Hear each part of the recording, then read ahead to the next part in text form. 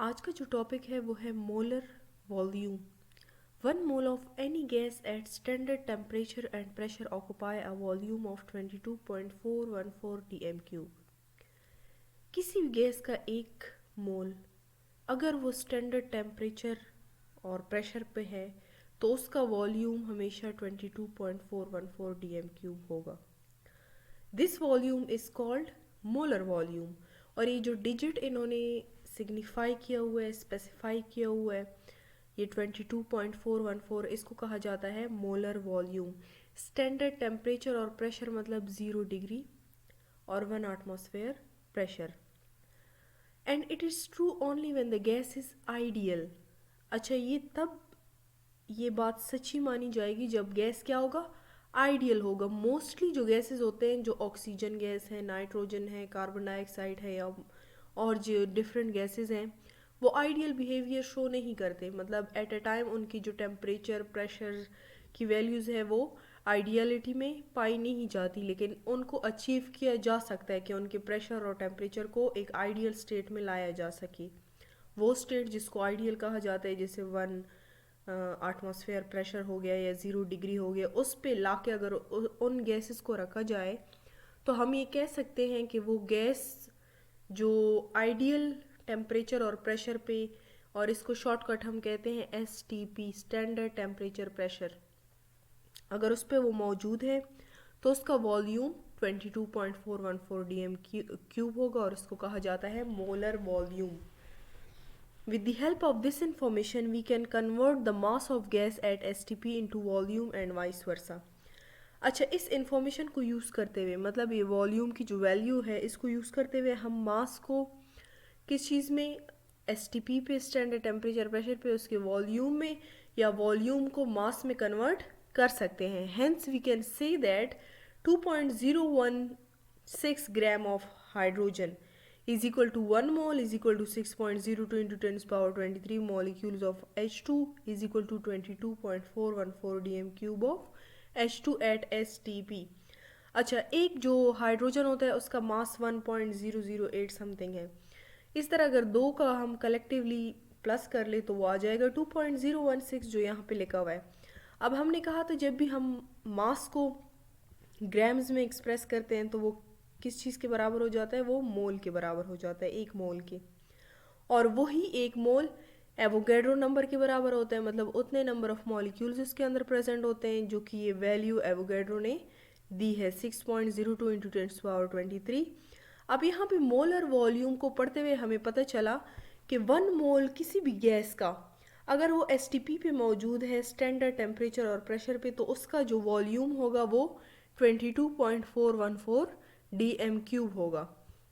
यहाँ पे हमारे पास तीन डिफरेंट जो स्पेसिफाई वैल्यूज़ हैं वो हमें गिवन है। इसी पीछे हम एक टॉपिक पढ़ चुके, मोल, फिर हमने पढ़ा एवोगैड्रो नंबर। अब हम एक तीसरा जो टॉपिक है मोलर वॉल्यूम, ये गैसेस के लिए पढ़ रहे हैं। तो अब यहाँ पे जो दूसरी एग्जांपल है इसमें हम मीथेन को देख रहे हैं, CH4। कार्बन का जो पीरियोडिक टेबल में मास है वो 12 है और हाइड्रोजन का 1 है यहाँ, लेकिन यहाँ पे तो 4 हाइड्रोजन मौजूद है, तो 12 में जब 4 को प्लस किया जाता है तो ओवरऑल इस मॉलिक्यूल का या कंपाउंड का जो मास है वो 16 ग्राम आ जाता है। तो वो 16 ग्राम एक मोल के बराबर है। एक मोल 6.02 इंटू 10 पावर 23 मॉलिक्यूल्स के बराबर है। और मोलर वॉल्यूम से हमें पता चला कि ये 22.414 dm क्यूब के बराबर भी है। किस चीज़ पे? अच्छा, यहाँ पे कंडीशन ये है कि STP स्टैंडर्ड टेम्परेचर प्रेशर हो तब वॉल्यूम 22.414 के बराबर होगा। अगर तो स्टैंडर्ड टेम्परेचर और प्रेशर नहीं है तो फिर ये वैल्यू डिफरेंट भी हो सकती है। It is very interesting It is very interesting to know from the above data that 22.414 dm cube of each gas has different mass but the same number of molecules। अच्छा, यहाँ पे कह रहे हैं, ये बहुत इंटरेस्टिंग बात है कि ऊपर जो हमें डाटा मालूम हुआ 22.414 dm क्यूब, जो वॉल्यूम का हमें पता चला, मासेस जो गैसेस के होते हैं, डिफरेंट गैसेस के मासेस डिफरेंट है, पर लेकिन उनके अंदर जो नंबर ऑफ मॉलिक्यूल्स हैं वो सेम है।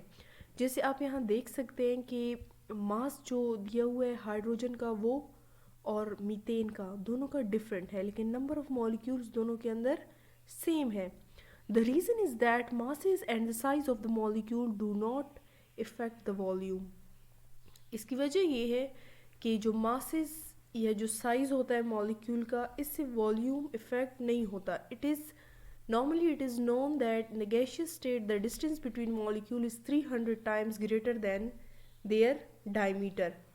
तो masses और sizes का जब वॉल्यूम के ऊपर कोई फ़र्क नहीं पड़ता तो वॉल्यूम STP पे सेम ही रहेगा, चाहे डिफरेंट masses के हम गैसेस पिक कर लें. और गैशियस स्टेट में अगर नॉर्मली देखा गया है कि जो डायमीटर होता है वो क्या होता है, स्मॉलर होता है. किस चीज़ से? डिस्टेंस से. वो जो मॉलिक्यूल का अपना डायमीटर है, वो मॉलिक्यूल एक दूसरे से इतने ज़्यादा दूर है कि वो जो डिस्टेंस है मॉलिक्यूलों के दरमियान वो 300 टाइम्स ग्रेटर है उस मॉलिक्यूल के अपने डायमीटर से. तो इसीलिए ये मासेस का या साइजेस का वॉल्यूम के साथ कोई कंसर्न नहीं है. वॉल्यूम STP पे सारे गैसेस के लिए सेम रहता है, चाहे वो गैस हाइड्रोजन हो, नाइट्रोजन हो, मीथेन हो, ऑक्सीजन हो, कोई भी गैस हो. इसीलिए इन्होंने STP पे वॉल्यूम को एक कांस्टेंट वैल्यू दी है जो कि डेसीमीटर क्यूब में गिवन है 22.414. यहाँ पे मोलर वॉल्यूम से रिलेटेड एक एग्जांपल मेंशन है नीचे. Let's read the statement. Example 10 है, a well-known ideal gas is enclosed in container having volume 500 centimeter cube at STP. Its mass come out to be 0.72 grams. What is molar mass of this gas? यहाँ पे हमें दो चीज़ें इन्होंने दी हुई है कि एक आइडियल गैस है, एक वेल नॉन आइडियल गैस है, कोई भी गैस जिसका वॉल्यूम 500 सेंटीमीटर क्यूब है और वो भी STP पे, मतलब कि 1 एटमॉस्फेयर प्रेशर और 0 डिग्री सेंटीग्रेड टेम्परेचर. और कह रहे हैं कि मास जो है उस गैस का वो 0.72 ग्राम्स है.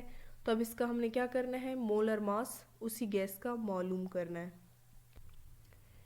सबसे पहले मोल्स, नंबर ऑफ मोल्स मालूम करने के लिए we can calculate the number of moles of ideal gas at STP from given volume. कह रहे हैं 22.414 DM क्यूब और 22.414 centimetre cube of ideal gas at STP is equal to 1 mole. Ideal यहाँ पे भी कंडीशन क्या है, STP है. तो यहाँ पे 22.414 सेंटीमीटर क्यूब किसके बराबर होगा, 1 मोल के. अब ये तो 22.414 सेंटीमीटर क्यूब है ना, ये 1 मोल के बराबर है.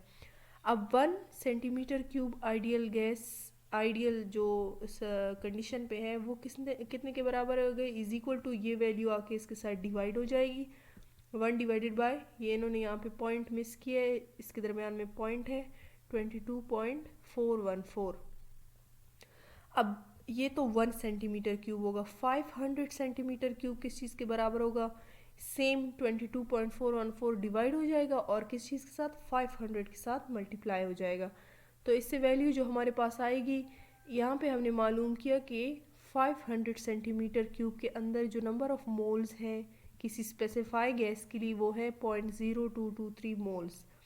अब हम जानते हैं कि फॉर्मूला है number of moles of gas is equal to mass divided by molar mass of gas.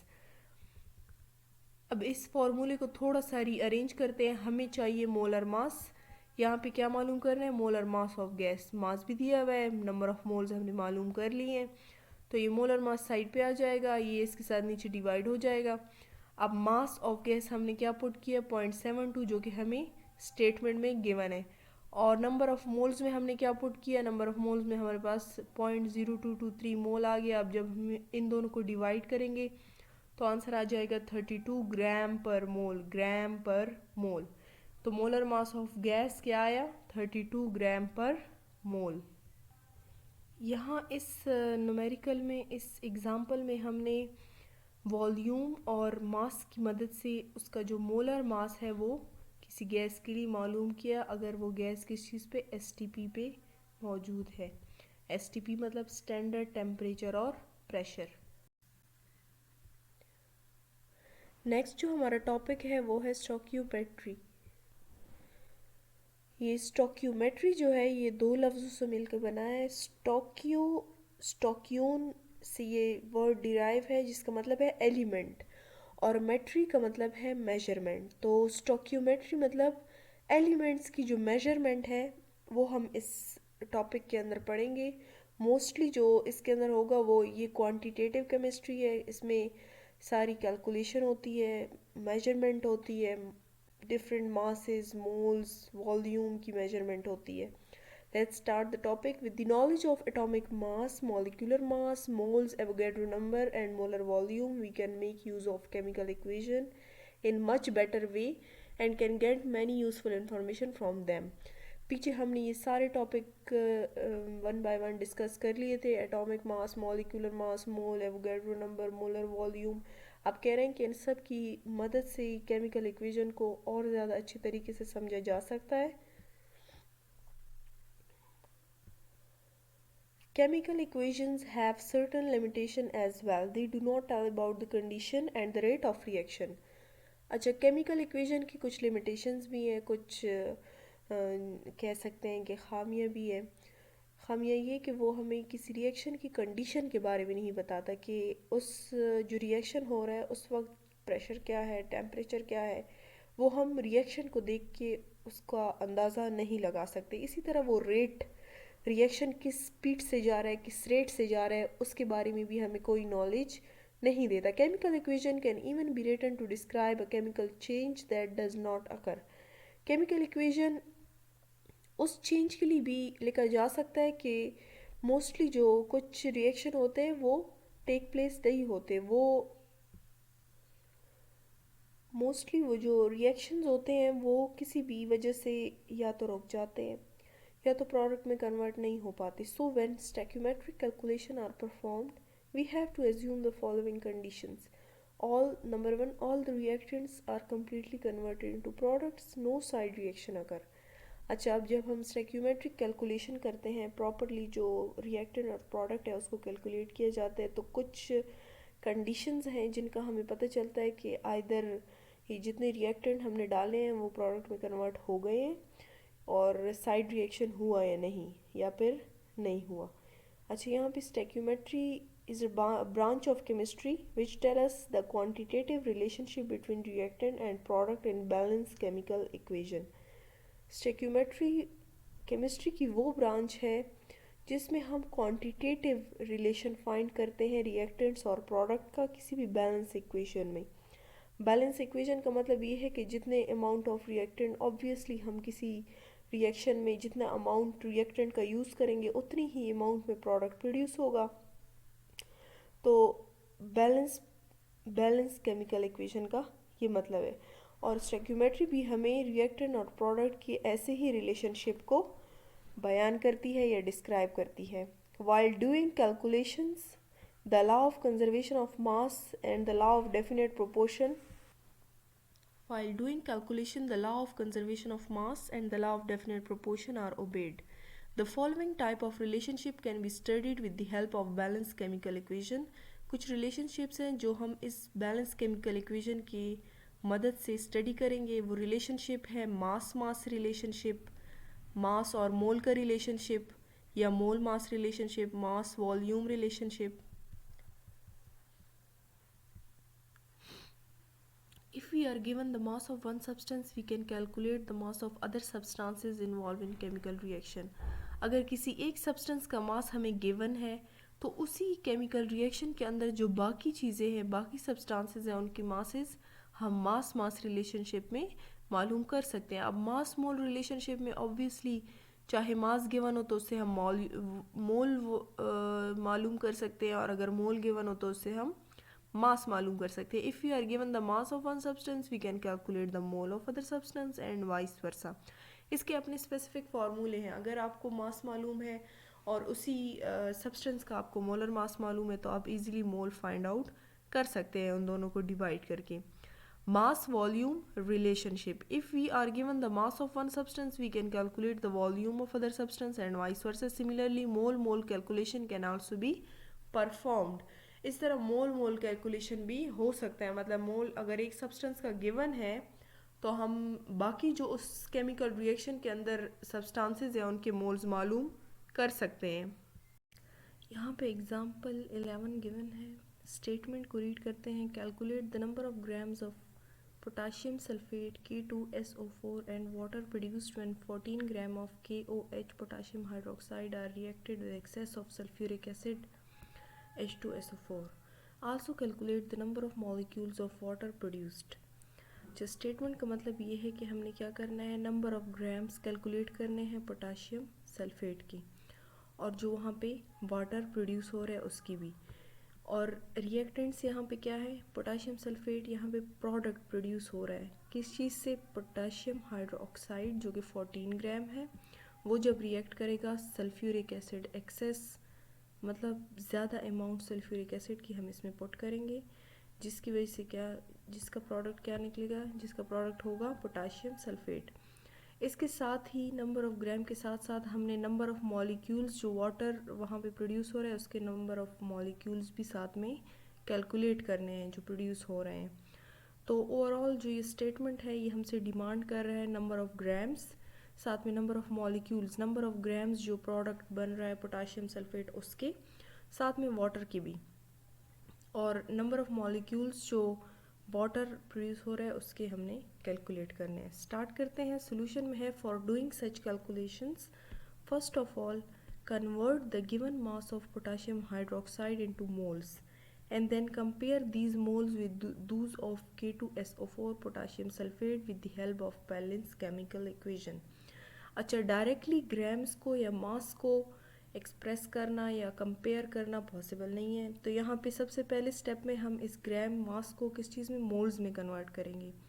Moles में कन्वर्ट करने के लिए यहाँ पे हमने ग्राम को लेकर और इसके साथ ही पोटाशियम हाइड्रोक्साइड जो कि रिएक्टेंट में मौजूद है, ये जो स्टेटमेंट के अंदर रिएक्शन हो रहा है कि potassium hydroxide excess sulphuric acid के साथ रिएक्ट कर रहा है, जो कि दोनों एक्वियस मीडियम में है, और पोटाशियम सल्फेट बन रहा है और साथ में वाटर प्रोड्यूस हो रहा है। इसका रिएक्शन यहाँ गिवन है इक्वेशन कि 2 मोल पोटाशियम हाइड्रोक्साइड की रिएक्ट कर रहे हैं 1 मोल सल्फ्यूरिक एसिड के साथ, 1 मोल पोटाशियम सल्फेट प्रोड्यूस हो रहा है, साथ में 2 मोल वाटर की भी प्रोड्यूस हो रहा है जो कि लिक्विड स्टेट में है।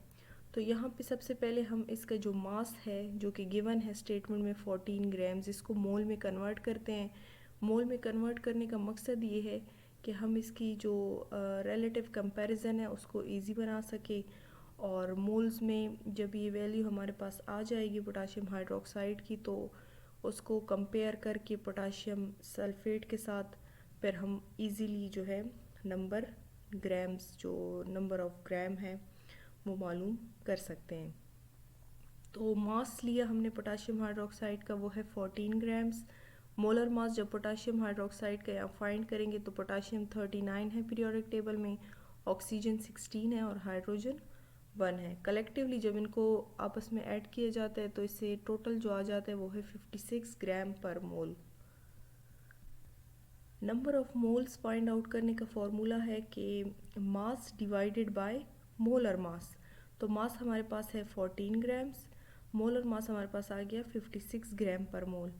तो 14 को 56 के ऊपर डिवाइड करेंगे, यहाँ पे जो हमारे पास number of moles find out हुए वो है 0.25। ये किस चीज़ के नंबर ऑफ मोल्स है, पोटाशियम हाइड्रोक्साइड की KOH, इसके नंबर ऑफ मोल्स है। यहाँ पे इक्वेशन गिवन है जिसकी मदद से हमने क्या करना है। अच्छा, अब क्वेश्चन ये राइज होता है कि ये 2 और ये 2 ये आया क्यों। इक्वेशन को जब भी हम लिखते हैं हमें रिएक्टेंट्स का पता होता है और प्रोडक्ट हमारे पास डिराइव हो जाता है, प्रोडक्ट मिल जाता है। यहाँ पे इन्होंने हमें रिएक्टेंट्स भी बताए हुए हैं, साथ में प्रोडक्ट को भी मेंशन किया हुआ है। अब जब रिएक्टेंट में हम रिएक्टेंट लिखेंगे, प्रोडक्ट में प्रोडक्ट, तो हमेशा बैलेंस केमिकल इक्वेशन जो होता है उसको बैलेंस करना ज़रूरी होता है, इसीलिए उसको बैलेंस केमिकल इक्वेशन कहा जाता है। उसमें जितने पोटाशियम हाइड्रोक्साइड हमने डाले हैं और जितना सल्फ्यूरिक एसिड डाला है, ऑब्वियसली उतना ही प्रोडक्ट बनेगा, उतना ही पोटाशियम सल्फेट और वाटर बनेगा। तो इसीलिए इंडिविजुअली जो इसके अंदर ये एलिमेंट्स है इनकी इक्वलिटी बोथ रिएक्टेंट और प्रोडक्ट के साइड पे इक्वल होना ज़रूरी है। तो यहाँ पे हम अगर इसको चेक करें कि ये इक्वेशन बैलेंस है या नहीं, तो सबसे पहले हम इसके अंदर देखेंगे, अच्छा 2 पोटाशियम इधर भी मौजूद है और 2 पोटाशियम प्रोडक्ट में भी मौजूद है। इस तरह ऑक्सीजन एक ये हो गया और 4 ये हो गए। तो टोटल ऑक्सीजन की अमाउंट जो रिएक्टेंट के साइड पे है वो 5 है। प्रोडक्ट की साइड पे गिनते हैं, यहाँ पे कितने हैं? यहाँ पे 2 ऑक्सीजन, ये 2 पोटाशियम के पास भी है, ऑक्सीजन के पास भी है और हाइड्रोजन के पास भी है। 2 ऑक्सीजन ये हो गए, 4 ये हो गए, 6 टोटल। अब यहाँ पे ऑक्सीजन 4 ये हो गए और ये 2 इस ऑक्सीजन को भी मिलेगा तो 2 ऑक्सीजन ये हो गए, तो ये भी 6 ये भी 6, ऑक्सीजन की अमाउंट भी पूरी है। अब रह गया कौन सा वाला? सल्फ़र। सल्फ़र यहाँ पे भी एक है और यहाँ पे भी एक है। हाइड्रोजन की अगर बात की जाए तो हाइड्रोजन ये 2 इसके पास भी है, तो यहाँ पे 2 हाइड्रोजन ये हो गए, 2 ये हो गए, टोटल ये कितने हैं? 4। और प्रोडक्ट की साइड पे जो वाटर का है 2 2s are 4, तो ये भी 4 हाइड्रोजन। तो इट मीन्स के रिएक्टेंट और प्रोडक्ट की साइड पे जितने भी एलिमेंट्स है सब के सब इक्वल है, बराबर है, सबका जो नंबर है वो सेम है। तो इस इक्वेशन को हम कहेंगे बैलेंस केमिकल इक्वेशन। अब ये बैलेंस केमिकल इक्वेशन को नीचे जब हम आपस में कंपेयर करते हैं, ऊपर हमारे पास पोटाशियम हाइड्रोक्साइड के मोल्स फाइंड आउट हो गए हैं 0.25। अब इस पोटाशियम हाइड्रोक्साइड जो कि यहाँ पे कितना है? 2 मोल, इसके साथ 2 लिखा हुआ है, तो इसका मतलब ये है कि कितना है? नंबर ऑफ मोल्स इसके 2 हैं। और इसी इक्वेशन के अंदर पोटाशियम सल्फेट जो है वो 1 है, यहाँ पे कुछ भी नहीं लिखा हुआ, तो इसका मतलब ये है कि ये 1 मोल में एग्जिस्ट कर रहा है, 1 मोल में ये पाया गया है, तो ये 2 ये 1। अब पोटाशियम हाइड्रोक्साइड के नंबर ऑफ मोल्स हमारे पास 0.25 आए, तो यहाँ पे अगर इसका 2 है, इसका 1 है, तो अगर इसका हम 1 लेंगे तो फिर ऑब्वियसली इसका हाफ लेंगे, क्योंकि ये आधा है। 2 का हाफ 1 है, तो 1 का हाफ 0.5। इसी तरह अगर हम 0.25 लेंगे तो 0.25 का हाफ कितना होगा? 0.125। तो नंबर ऑफ मोल्स जो पोटाशियम सल्फेट के हैं वो है 0.125। ठीक है। अब इसी के साथ 0.125 moles of potassium sulfate is being produced from 0.25 moles of KOH। KOH के नंबर ऑफ मोल्स की मदद से हमने किसका? K2SO4 पोटाशियम सल्फेट के number of moles find out कर दिए। अब पोटाशियम सल्फेट का जब मोलर मास निकालेंगे, पोटाशियम का पुट करके पोटाशियम कितना था? 39, उसको 2 के साथ मल्टीप्लाई कर लेंगे। इस तरह इन्होंने सल्फेट का SO4 का कलेक्टिवली 96 लेकर, हालांकि सल्फ़र का अलग पुट करना होता है और ऑक्सीजन का अलग, तो कलेक्टिवली इनका आ जाता है 96। इन्होंने डायरेक्टली 96 लिखा हुआ है, तो इसको आपस में प्लस करेंगे। 39 को पहले 2 के साथ मल्टीप्लाई करके फिर 96 के साथ प्लस किया जाता है, तो इससे आंसर क्या आया? इससे आंसर आया 174 ग्राम पर मोल। यहाँ पे मोलर मास फाइंड आउट करने का मकसद ये था कि हमें number of moles potassium sulphate के फाइंड हो गए हैं और मोलर मास भी यहाँ पे फाइंड आउट हो गया है। तो अब इस फॉर्मूले के तहत जो मोल्स का फॉर्मूला था, यहाँ पे मास डिवाइडेड बाय मोलर मास है, तो हमारे पास मोल्स भी आ गए हैं, मोलर मास भी आ गया है, तो दोनों को मल्टीप्लाई करके हमारे पास जो ग्राम्स में मास है वो मालूम हो जाएगा। और यहाँ पे स्टेटमेंट में हमने सबसे पहले पढ़ा कि number of grams of K2SO4 हमने फाइंड आउट करना है और वाटर भी। तो सबसे पहले हमने K2SO4 का फाइंड आउट करना है, तो यहाँ पे जितना भी हमने डाटा मालूम किया, नंबर ऑफ मोल्स को मोलर मास के साथ मल्टीप्लाई कर देंगे सिंपली, और उससे जो हमारे पास आंसर आ जाएगा वो क्या होगा? वो मास होगा पोटाशियम सल्फेट का, जो कि ग्राम में अवेलेबल है, जो कि हमसे मांगा गया है, जो कि रिक्वायर्ड है। अब जो नेक्स्ट है वो वाटर है। To get the number of moles of water, compare the moles of KOH with those of water. अब पहले हमने KOH को कंपेयर किया K2SO4 के साथ, अब हम KOH को कंपेयर करेंगे वाटर के साथ। तो इसके लिए सबसे पहले बैलेंस इक्वेशन को देखते हैं। KOH यहाँ पे 2 मोल है और वाटर भी 2 मोल है। इट मीन्स कि इनके जो नंबर ऑफ मोल्स हैं वो इक्वल है। तो अब यहाँ पे कंपैरिजन में आप देख सकते हैं कि इसके नंबर ऑफ मोल्स में भी 2 लिखा हुआ है, इसके नंबर ऑफ मोल्स में भी 2 लिखा हुआ है। अगर इसको हम 1 लेंगे तो फिर ये भी 1 होगा ऑब्वियसली। इसके नंबर ऑफ मोल्स ऊपर हमारे पास 0.25 फाइंड आउट हुए थे, तो वाटर भी सेम टू सेम 0.25 प्रोड्यूस होगा। तो ये तो इजीली फाइंड आउट हो गया, वाटर के जो नंबर ऑफ मोल्स हैं वो 0.25 है। अब इसका वाटर का क्या करेंगे, मास मालूम करने के लिए वाटर का molar mass easily find out हो जाता है। 16 में 2 प्लस करो तो क्या 18 आ जाता है। अब 0.25 मोल्स को हम 18 के साथ मल्टीप्लाई कर लेंगे, उससे आ जाएगा 4.50 ग्राम्स। यहाँ पे हमने स्टेटमेंट के अंदर 3 चीज़ें मांगी गई थी, नंबर ऑफ़ ग्राम्स सबसे पहले पोटाशियम सल्फेट के, फिर वाटर के, फिर उसके बाद क्या मांगा गया था, number of molecules of water. तो यहाँ पे नंबर ऑफ़ मास जो ग्राम्स में मांगा गया था वो तो फाइंड आउट हो गया वाटर के लिए। अब नंबर ऑफ़ मॉलिक्यूल्स के लिए क्या करेंगे, नंबर ऑफ़ मोल को एवोगैड्रो नंबर के साथ सिंपली मल्टीप्लाई कर लेंगे, इससे हमारे पास number of molecules find out हो जाएंगे। नंबर ऑफ़ मोल वाटर के लिए क्या थे, 0.25, उसको यहाँ पुट कर दिया है, एवोगैड्रो के साथ मल्टीप्लाई करके इससे आ गया 1.50 इंटू 10⁻23 मॉलिक्यूल्स। जब भी हम किसी बैलेंस केमिकल इक्वेशन को स्टडी करते हैं तो उसमें जो स्टैक्योमेट्रिक वैल्यूज़ होती है उसके नंबर ऑफ़ मोल्स की मदद से हम इजीली उसको मास में कन्वर्ट कर सकते हैं, या उसको के मास को उसके नंबर ऑफ़ मोल्स में कन्वर्ट कर सकते हैं, या फिर अगर कोई चीज़ लिक्विड स्टेट में गिवन है तो उसके वॉल्यूम को जो है इंटर कन्वर्टेबल है वो इजीली।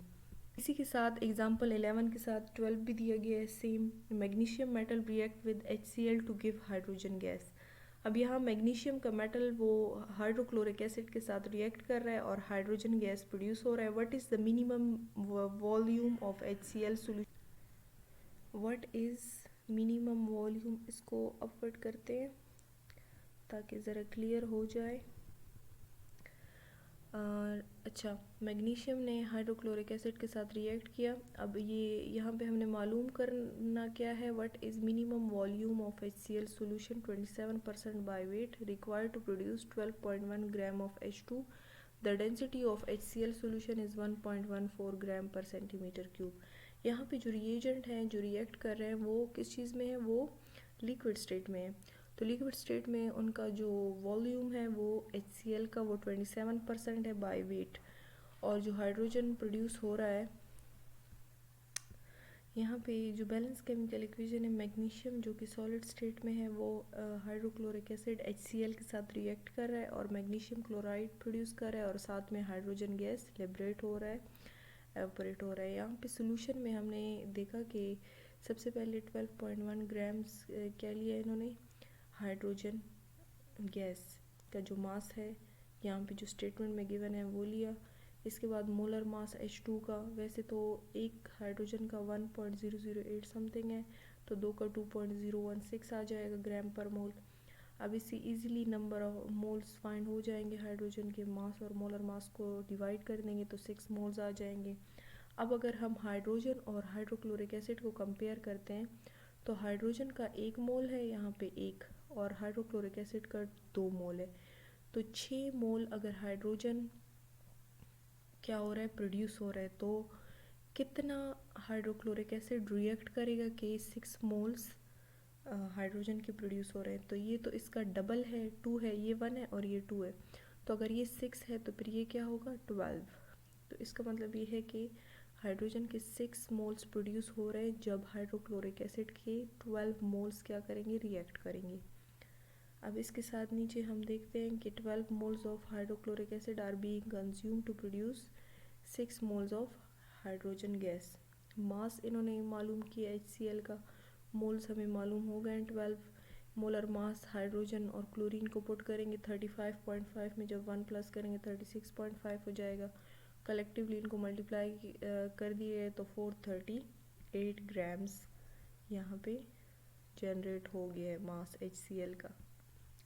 अच्छा, ऊपर जो मास हमने HCl का फाइंड आउट किया उसको यहाँ पे इन्होंने हमें HCl सॉल्यूशन का कहा था कि वो 27% बाय वेट है।